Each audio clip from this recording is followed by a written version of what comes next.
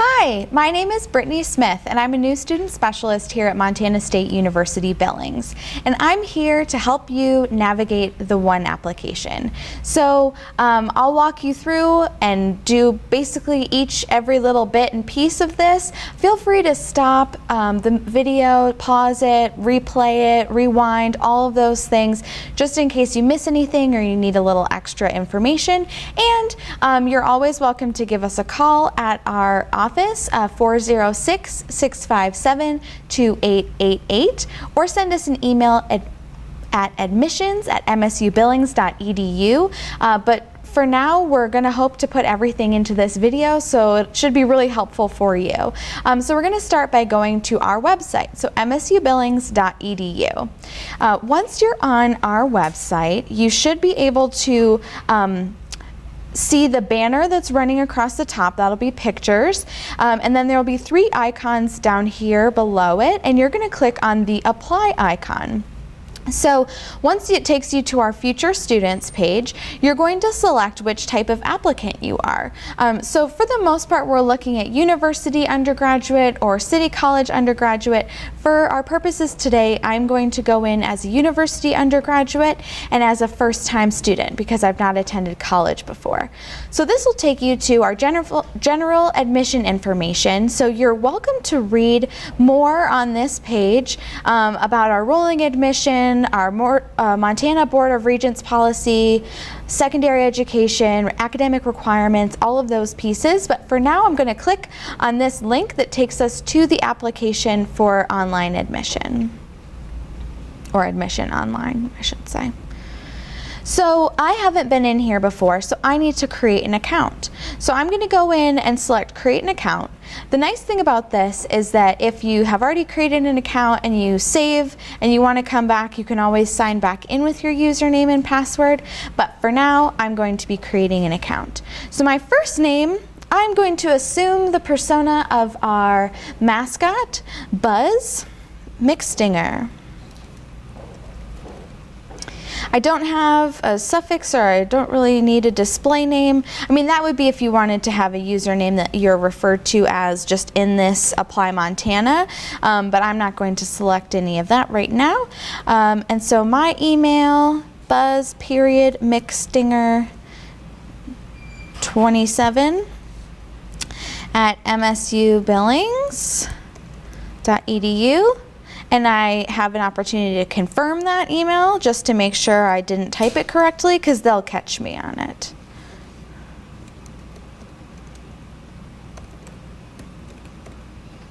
My preferred phone number, 406-657-2888.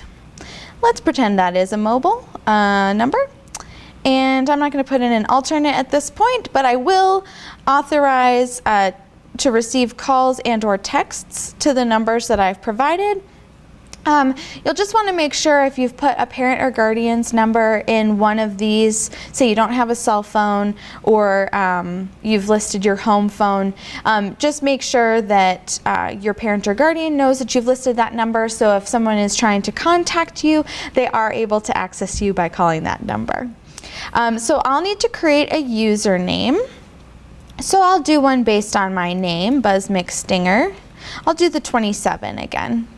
And my password, I'll keep that secret. Thank you very much.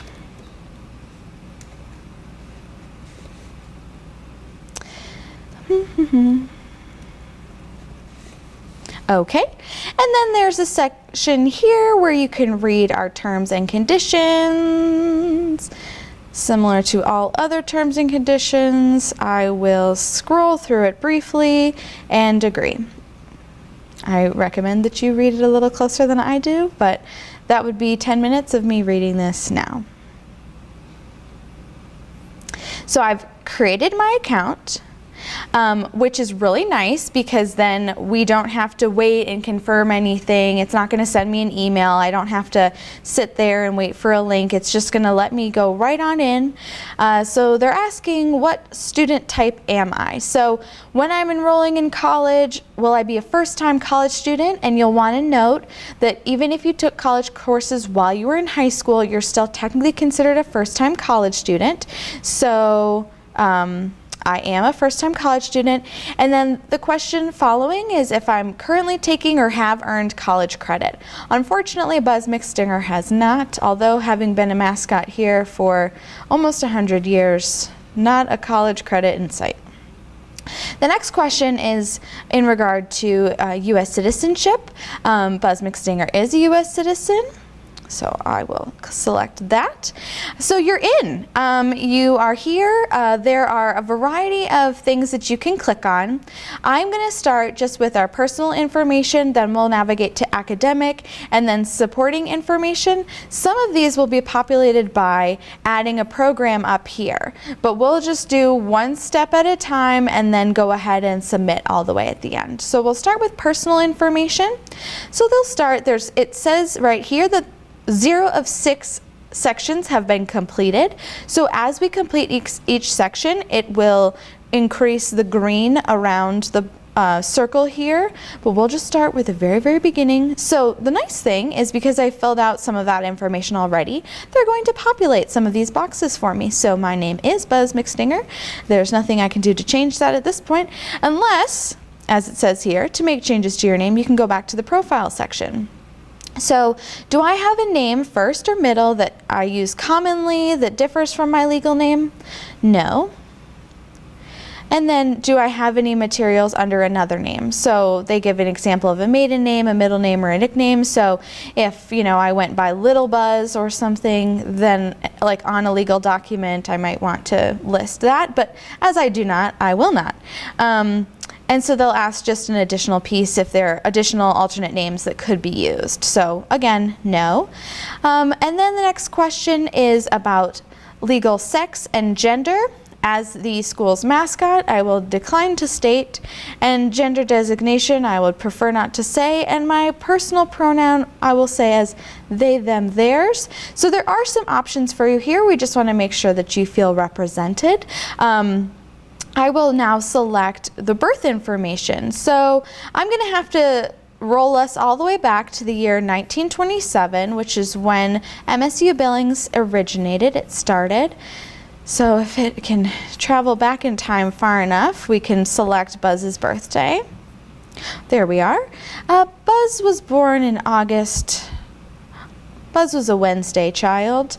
So they asked to verify your birth date. So since I've indicated that that's my birth date, I want to double check August 10th, 1927. Please verify before proceeding. So you always want to do that because a lot of times, say you log in and you forget all of your login information, and for some reason you decide to create a new application, which you shouldn't do, but it happens. As long as your birth date is the same, or your email address is the same, or your social security number is the same, or all the combination of those three, we are able to merge all of those fields. So say you had applied in the past, you just want to make sure that your birth date is correct, because the only way you would be able to update that or change that would be by coming to the registrar's office and showing, I think, multiple forms of like ID, photo identification, your birth certificate, that kind of stuff. So just be very careful. It is legally binding. So I was born in the United States. Let's say I was born here in Billings, just a wee young bug. The state of Montana. So you'll note you have to kind of scroll for some of these things, and Yellowstone County, all the way at the bottom. Not to be confused with Yellowstone National Park, although it would make sense for a yellow jacket to be born in a park, but instead I was born in a hospital.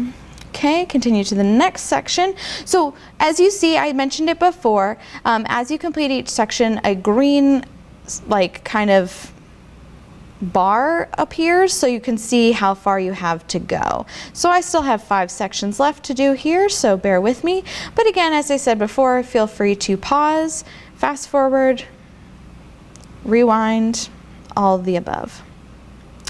So my street address is 1500 University Drive, Billings, Montana.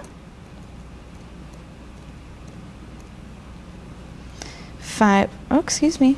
Yes, it is. Oh, how did you know? So it might be a little creepy, but they are already doing the work for me. So I've typed enough of my address for them to be able to pull up what they assume is my address, and it is correct. So I will let them auto-populate the rest of it. Approximate date through which the current address is valid. So pretty much the end of time. That's not one that I have to select, so I'll just leave it. This would be if you were moving or your parents were moving or something like that. So this is my permanent address. I have been here since the beginning of my time. Phone number, I've listed that already. And again, they have the selection. If you need to edit that at all, you can go back to the profile section. If I entered a mobile number above, would you like to receive text messages? They're asking me again. I will confirm. So, and then the nice thing is half of this was already completed for me because I'd already filled out some of the profile section, so I can save and continue, and I'm already, I guess, a quarter or a third of the way done. So they will just navigate the next section. So this will be a little bit more, it can be more complicated, it doesn't have to be, but the Montana residency information. So if you want to claim Montana residency, that would be in order to get in-state tuition rates. And then if you're not coming from Montana, you would have to select where you're coming from, but you would just select no. I will be claiming in-state tuition classification because I am a Montana resident. The next question, I'm not a member of the armed forces, and I am not the spouse or dependent child of an individual who is a member of the armed forces. But there's all of these choices along here. Will I have graduated from an accredited Montana high school? Yes, yes I will. And did I spend the entire senior year at that Montana high school? Yes. So these are all just questions to verify, make sure that you can qualify for Montana in-state residency in terms of tuition. So now we're halfway there. Living on a prayer. So I can add information about my parent or guardian. This would be for data and recruitment purposes. So if we wanted to reach out to any parents, I'm not going to add a parent or guardian because as I was born in 1927, the likelihood that mom or pop McStinger are still around is not likely. So the next question would be about race and ethnicity. So there's more information if you want here. It's basically, it's just for statistical purposes, just a way of us knowing kind of where you're coming from. In terms of, I will say none of the above as a yellow jacket. So it doesn't impact your financial aid, it doesn't impact whether or not you're accepted, it's just for us to have, and our institutional research will gather that. Next here would be whether or not I am considered a first-generation college student. So that's asking the question of if either of my parents or guardians with whom I reside completed a bachelor's degree. And the answer is no. So I would be a first-generation college student, and as I mentioned before, no such thing for me as a member of the military. Safety and security questions. So any of these questions don't automatically prevent admission, but you'll be asked by the campus to provide additional information. At this point, I have not been ever convicted of a felony. I've not been subjected to court-ordered confinement for threatening or causing physical or emotional injury to person or property. I've not been disciplined, suspended from, or placed on probation at any educational institution for non-academic reasons. I've not been required to register as a sexual or violent offender, and I've not been dismissed for academic reasons. So if you select yes for any of these, no worries, just go forward, and we want you to be as truthful as possible. You'll just have a few additional things to click on later. And that goes for pretty much anything. When you click yes, sometimes it just populates another question down below. For this purpose, I will not place my social security number, primarily because it is 1, and also because I'll show that you don't have to do it at this time. You can add it later, but you don't have to at this point enter that in. So say you're filling this out and you're not at home, say you're doing it at school and you don't have your social security number on you, you're good to go. You can complete the application and you can just add it in later. So I will not be adding any standardized tests because COVID, I did not take any standardized tests, and that's totally fine. So then I would have to, so we're already in section 2, well, we're in like the next block. So I finished the 6 and now I'm completing one of 3 sections. I can always add a test at a different time. Once you submit the application, you're not able to go back and edit, but I'm probably just going to save it at this point. We'll see. We're a ways out from there. So high school attended. I feel like this may polarize some people, but I'll be entering the country, then the state, city, zip code, or SEEP code. So we'll want to do that kind of slowly. United States, yes. So state will be Montana, and then city will be Billings.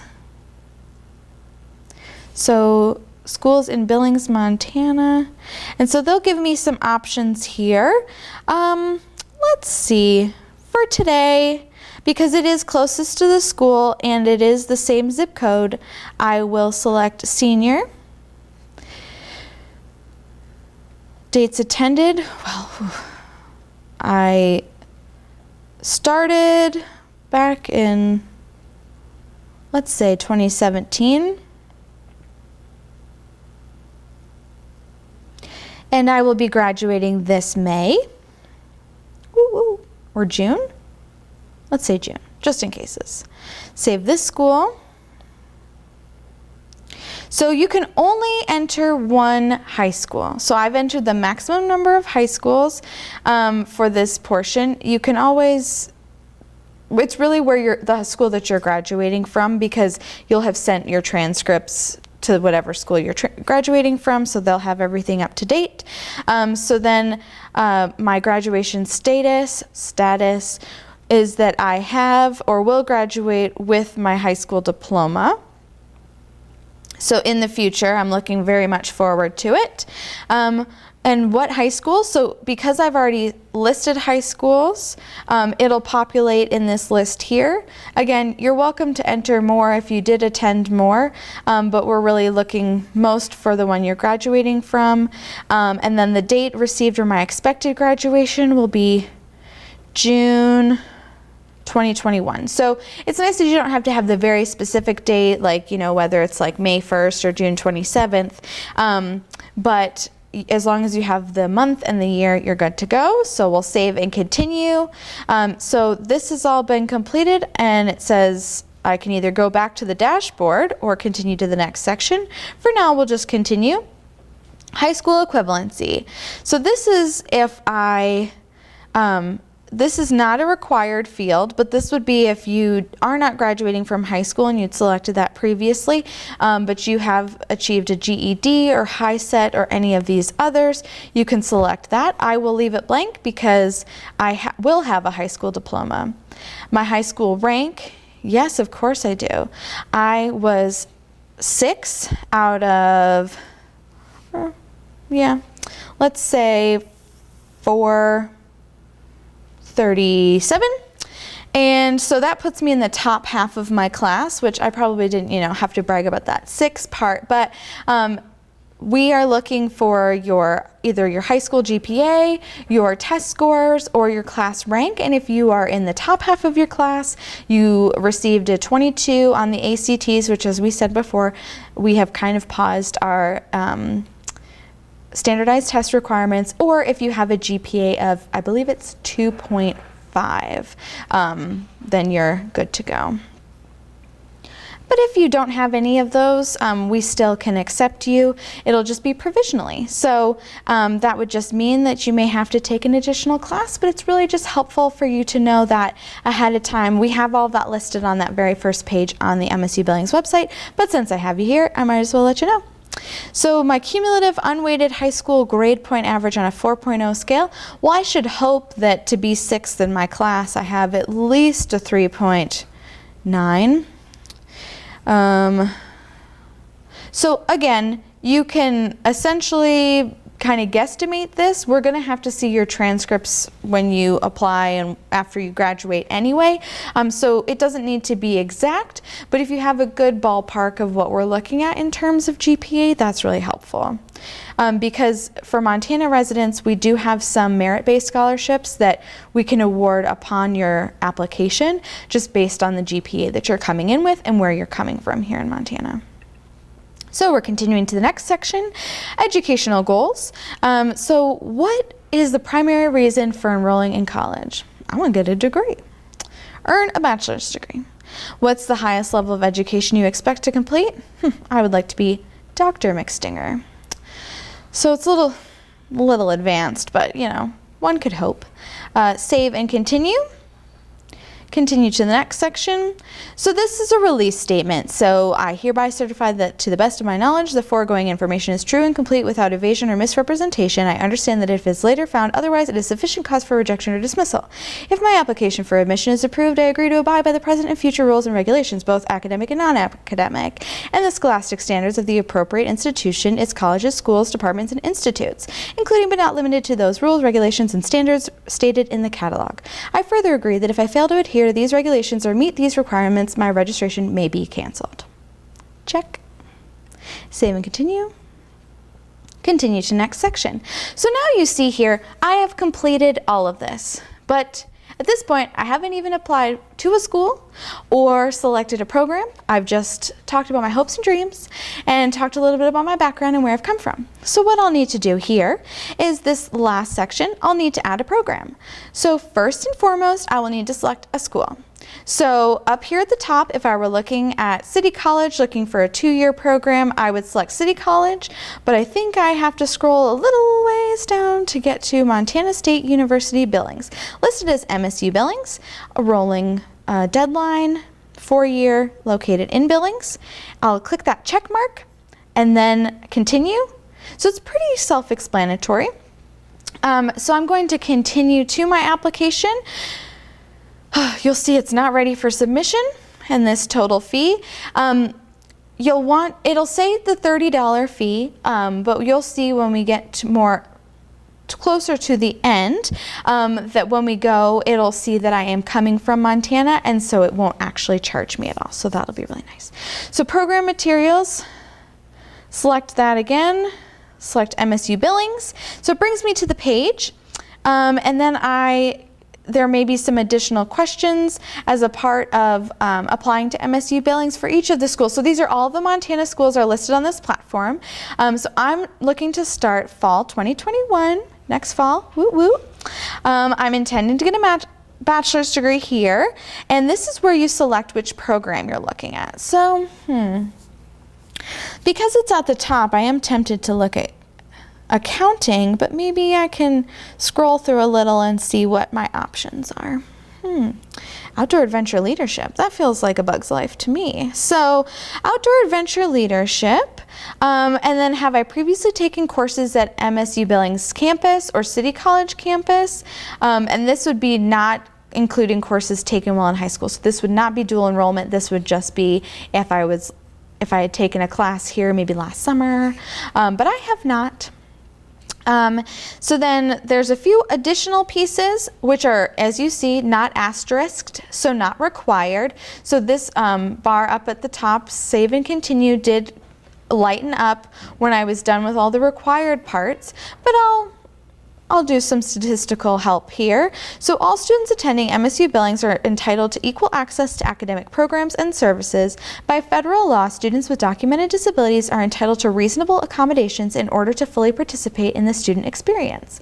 All requests regarding disability will be confidential and will not be used as a factor in granting or denying admission. Would you like to be contacted by our Disability Support Department? So at this point, I'm going to say no, but we could be. So if what I just read does apply to you, feel free to select yes. It doesn't feed back to the people that are looking for your admission. It just triggers some information sent to our Disability Support Services so they can reach out and set up an appointment and get you set up with whatever resources you need to be successful. How did I learn about MSU Billings? Well, I was there at the very beginning, but let's pretend that I wasn't involved in that way. I think my high school counselor has been really helpful in letting me know about MSU Billings, especially attending senior. They let me know that I could go to school right here in town. So that is all done. The last piece is this documents.